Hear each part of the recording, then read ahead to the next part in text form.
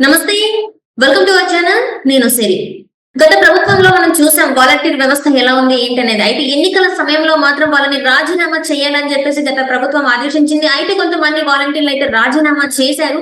అయితే ఇప్పుడు వాళ్ళు మాత్రం ఫిర్యాదు చేస్తున్నారు ఇప్పుడున్న గవర్నమెంట్ కి.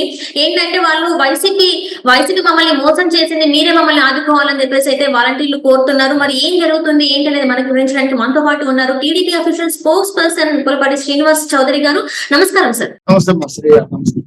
సార్, ఇప్పుడు చూస్తున్నట్టయితే ఇప్పుడు వైసీపీ ప్రభుత్వంలో వాలంటీర్లు ఎవరైతే ఉన్నారో వాళ్ళు రాజీనామా చేసిన వాళ్ళు ఎవరైతే ఉన్నారో వాళ్ళు మమ్మల్ని ఆదుకోవాలని చెప్పేసి అయితే ఎమ్మెల్యేలని కోరుకుంటున్న పరిస్థితి ఇప్పుడు ఉంది. కూటమి ఎమ్మెల్యేలని కోరుకుంటున్న పరిస్థితి. మరి ఇప్పుడు ఆ వాలంటీర్ల పరిస్థితి ఏంటంటారు? అంటే రాజీనామా చేసిన వాలంటీర్ల పరిస్థితి ఏంటి? మళ్ళీ వాళ్ళని విధిలోకి తీసుకునే అవకాశం ఉందంటారా? లేకపోతే వాళ్ళకి ఏమన్నా ప్రత్యామ్నాయం చూపించే అవకాశం ఉందంటారా? తప్పకుండా. మొదట శ్రీ గారు మీకు టీవీ ప్రేక్షకులకి అలాగే తెలుగుదేశం పార్టీతో నమస్కారాలు.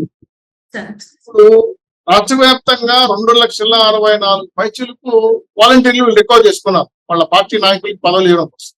అది పూర్తిగా వాలంటీర్లంతా కూడా వైసీపీ కార్యకర్తలని వాళ్ళు చెప్తున్నారు, వాళ్ళు చెప్పారు. అనేక వీడియోలో కూడా మనం కూడా చూసాం. విజయసాయి రెడ్డి కానీ, అంబటి రామారావు కానీ, మన జగన్మోహన్ రెడ్డి గారు కానీ, ఆయన ఎవరో ఎమ్మెల్సీ విశాఖపట్నం వాళ్ళు మా సైన్యం వాళ్ళు కూడా చెప్పారు. సో వాలంటీర్లందరినీ వాళ్ళ నాయకులుగా, వాళ్ళ కార్యకర్తలుగా వాళ్ళ పదవులు ఇచ్చుకున్నారు, ఉద్యోగాలు ఇచ్చుకున్నారు, 5,000, 6,000 గౌరవ వేతనం కింద పెట్టారు. అయితే వాలంటీర్లు ఎలక్షన్ కోడ్ వచ్చే కొద్దికి ప్రతిపక్షాలు కాబట్టి మేమున్నాం కాబట్టి కేసు వేసాం. వీళ్ళందరూ కూడా ప్రజలు ప్రలోభ పెడతారు, రాష్ట్ర వ్యాప్తంగా ఇది పెద్ద మైనస్ అవుతుందంటే వెంటనే వాళ్ళు ఒప్పుకోకుండా ఎలక్షన్ కమిషన్ లెటర్ ఇవ్వడంతో ఎస్ వాలంటీర్ దూరంగా పెట్టండి ఎలక్షన్ అని చెప్పి వార్నింగ్ ఇవ్వడం, వాలంటీర్ దూరంగా పెట్టారు. దాంతో విర్రవీగిపోయిన జగన్మోహన్ రెడ్డి గారి ప్రభుత్వ నాయకులు మీరు రిజైన్ చేసేయండి, పార్టీకి జనాలు పట్టుకోండి, మళ్ళా వచ్చేది మన ప్రభుత్వమే, మీకు ఈ 15,000 ఇస్తాం, మీరు 2 నెలలు కష్టపడితే ఎలక్షన్ ప్రచారం కోసం మీరు రండి అని చెప్పి వార్నింగ్ ఇచ్చారు. కొంతమంది నమ్మి వెళ్ళారు, కొంతమంది చేయకపోతే మేము ప్రభుత్వానికి వచ్చాం కదండి మాకు ఏదైనా ప్రాబ్లం వస్తుందంటే దౌత్యం చేసి మరి వార్నింగ్ ఇచ్చి రిజైన్ చేస్తారా మేము తీసేయమంటారా అని చెప్పి వార్నింగ్ ఇచ్చి చేసిన వాళ్ళు ఉన్నారు.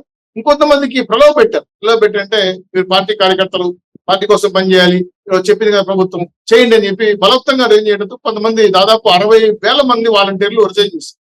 వాళ్ళు ఇప్పుడు డోలాయమానంలో పెట్టారు. ఇప్పుడు ప్రభుత్వం తీసుకుంటారా తీసుకోవాలి.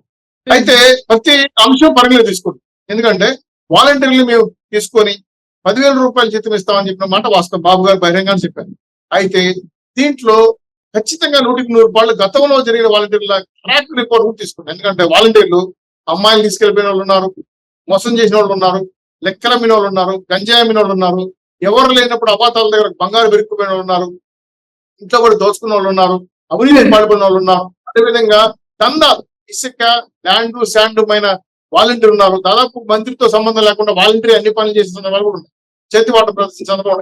వీటందరూ కూడా ఫిల్టర్ చేసి నిజాయితీగా పనిచేసిన వాలంటీర్లు పక్కన పెట్టి క్వాలిటీ చదువుకున్న వాళ్ళు ఏ పదవికి ఎవరు ఆడుతుంది. ఇప్పుడు చూడాలండి, ఉదాహరణకి నర్సింగ్ పని చేస్తేనే నర్సు ఉద్యోగం చేయగలరు, మీరు నేనప్పుడు చేయలేము. కాబట్టి అటువంటి స్కిల్ ఉన్న వాళ్ళని ఇంటర్వ్యూ పెట్టి వాళ్ళ రిజ్యూమ్ తీసుకొని మళ్ళీ వాళ్ళు ఫిల్టర్ చేసి వైఎస్ఆర్సీపీ కార్యకర్తలను పక్కన పెట్టి నిజంగా ఎవరైతే వాలంటీర్ అర్హంగా ఉన్నారో వాళ్ళు తీసుకొని వాళ్ళకి ఎక్కడ అకామిడేట్ చేయాలో చేస్తాము.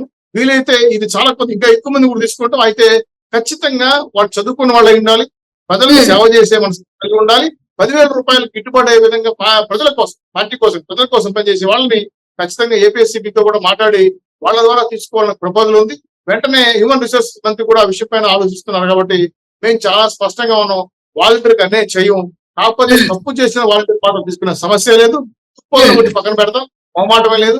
కాకపోతే వాలంటీర్కి ఇచ్చే భరోసా ఏంటంటే మీ అర్హత ఉంటే రేపు ఎగ్జామ్ లో పాస్ అవ్వండి, మీరు మమ్మల్ని తీసుకొని ఈ ఎగ్జామ్ లో పాస్ అయిన తర్వాత మీకు అన్ని అర్హతలు క్రమంగా ఉంటే 100% మీకు వాలంటీర్ ఉద్యోగం వచ్చే అవకాశం ఉంది. కాబట్టి దీన్ని ఆన్ పేపర్ ఏపీఎస్సీబీ మన ఆంధ్రప్రదేశ్ బోర్డు రిక్రూట్మెంట్ బోర్డుతో మాట్లాడుకొని వాళ్ళ సలహాలు తీసుకొని ఒక స్పెషల్ కమిటీ వేసి ఎవరైతే ముందు ఎంతమంది ఉన్నారు, ఈ 60,000 మంది రిజైన్ చేశారా లేదా ఇంకెవరు రిజైన్ చేశారా మొత్తం ఫిల్టర్ చేసి టోటల్ వర్కౌట్ చేసి పేపర్ వర్క్ చేసి ఎవరైతే మళ్ళీ తిరిగి అప్లై చేస్తారు, కొంతమంది అప్లై చేసుకోవడం, కొంతమంది అప్లై చేస్తారు, 60,000 మందిలో కొద్దిమంది అప్లై చేస్తారు, మిగిలిన వాళ్ళు అప్లై చేయట్లేదు. వాళ్ళు ఎవరైతే అప్లై తీసుకున్నారో వాళ్ళని మళ్ళీ ఇంటర్వ్యూ పిలిపించి వాళ్ళ ప్రాంతం వాళ్ళ ఏరియా చూసుకొని గతంలో వాళ్ళ పని విధానం ట్రాక్ చెక్ చేసుకొని ఏమైనా పొరపాటు చేశారా, మంచి చేశారా, సర్వీస్ చేశారా చూసుకొని, ప్లస్ వాళ్ళు ఏ పార్టీకి సంబంధం లేకుండా ఉండాలి. కాబట్టి తెలుగుదేశం కావచ్చు, జనసేన కావచ్చు, వైసీపీ కావచ్చు, వాళ్ళకి సర్వీస్ చేసి ప్రజా ఉద్యోగం కావాలి. కాబట్టి ఈ విధమైన వర్కౌట్ చేస్తారు. వర్కౌట్ చేసిన తర్వాత వాళ్ళలో ఎగ్జామ్ అయిన తర్వాత ఓరల్ ఇంటర్వ్యూ ఉంటుంది, మళ్ళీ ఫిజికల్ ఇంటర్వ్యూ కూడా ఉంటుంది. ఇవన్నీ చేసిన తర్వాత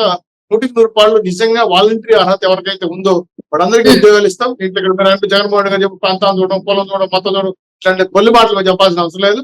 యాజ్ పర్ నామ్స్ ఒక ఉద్యోగికి ఏవైతే అర్హతలు ఉన్నాయో అవన్నీ కూడా మంచి కొంచెం అప్లైబుల్ గా చేస్తాము.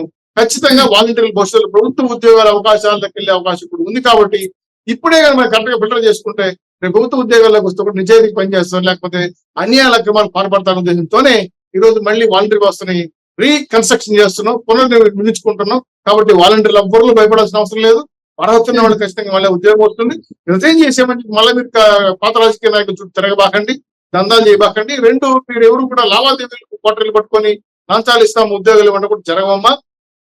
నిజాయితీగా లోకల్లో ఉన్న ఎవరైతే పనిచేశారో కరెక్ట్ గా మన యూపీఎస్సీ బోర్డుకి అప్లై చేసుకొని తద్వారానే వీళ్ళని పోస్ట్ ఫిల్అప్ చేయాలని ఆలోచనతో ముందుకెళ్తున్నాం. కాబట్టి ప్రభుత్వ పరంగా ఉన్న కమిటీ కూర్చొని దీన్ని వాళ్ళతో ఎంటర్ చేసిన తర్వాత పాస్ అయితే 100% వాళ్ళు జాబ్ వస్తుంది, మంచి శాలరీ కూడా ఇస్తారు. ప్రభుత్వ ఉద్యోగం మారే అవకాశం కూడా ఉంది. కాబట్టి వాలంటీర్లు భయపడాల్సిన అవసరం లేదు. మీ ద్వారా పూర్తిగా భరోసా ఇస్తాం. అయితే తప్పు చేసిన వాళ్ళు మాత్రం మొహమాటానికి చెప్పేస్తాం, రాయకండి, రాసిన జరగదు, ఎందుకంటే ట్రాక్ రికార్డ్స్ వస్తారు. కాబట్టి రాసి ఇబ్బంది పడద్దండి. ఎందుకంటే వైసీపీతో అంటగాగిన వాళ్ళు ఎవరిని కూడా మొహమాటం లేకుండా పక్కన పెడతాం, అనుమానం అక్కర్లేదు.